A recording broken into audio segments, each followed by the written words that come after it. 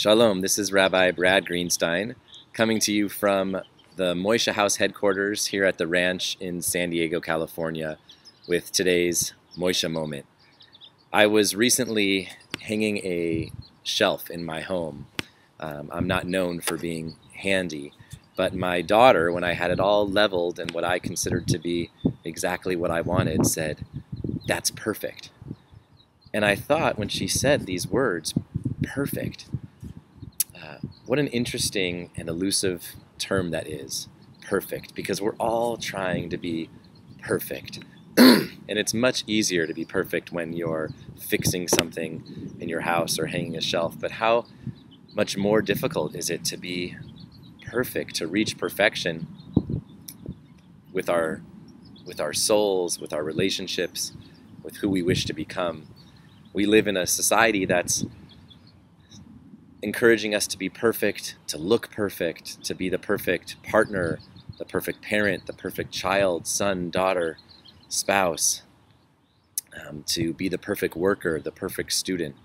And this week's Torah portion, I think it's one of the most phenomenal lessons of our Torah, that perfection is really an illusion, something that we all chase after, but something that really can never be achieved because it really might not even exist.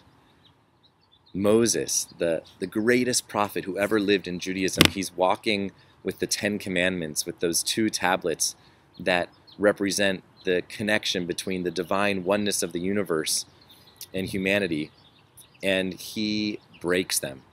He breaks them perhaps on purpose. One commentator tells us that he throws them out of anger when he sees the Israelite people dancing around the golden calf. One commentator tells us that he drops them. We don't know how they break, but they break. There is brokenness.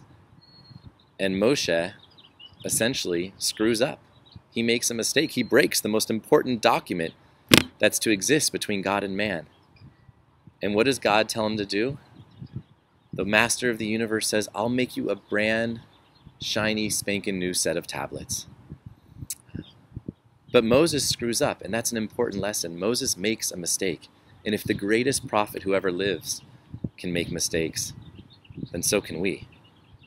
And furthermore, with those brand new shiny tablets, the oneness of the universe says, "I want you to place the broken tablets right next to them. Whenever you travel, whenever you place those new tablets in the ark, I want right next to them, right at their foot, to be the broken tablets." Because really the new tablets, the new set of tablets do not exist. They are not complete without the brokenness that brought them here, without the brokenness that brought them to fruition. It's hard, but we need to embrace our brokenness. And sometimes our brokenness fuels the future of who we wish to become. In fact, there is no Torah, there is no new set of tablets without those first broken set of tablets. So perhaps perfection doesn't exist at all, or perhaps a better word for perfection is really wholeness. Wholeness includes the complete spectrum of who we are and what our history and everything that we wish to become. There is no wholeness without a bit of brokenness. And even more so, we learn that a famous commentator in the Talmud says that what did God say? What did God say to Moses when he broke those tablets? He said to him, "Yasher koach sheshibarta." If you've ever heard the Jewish phrase Yasher koach, it means good job. May your strength continue. In synagogue, when you get an aliyah to the Torah, someone says Yasher koach.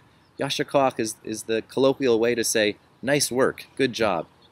And the Talmud says, Reish Lakish, a famous commentator in the Talmud, says that God said to Moses, "Yasher koach, that you broke the tablets. Good job that you broke them. Good job that you broke the Torah." Why? Because sometimes, it says, written in the Talmud, thousands of years ago, because sometimes the breaking of the Torah is necessary to bring it to fruition.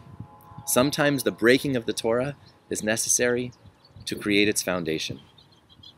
Because sometimes we need our brokenness, even though we don't always welcome it. Sometimes we need to be broken in order to bring forth our creativity, to bring to fruition that which will come next. So I want to bless us all this Shabbat when we think about the greatest prophet who ever lived making a great mistake, that we embrace our brokenness. The brokenness that completes us, that makes us whole, that's necessary for us to move forward, and the brokenness that sometimes unearths creativity and a greater truth.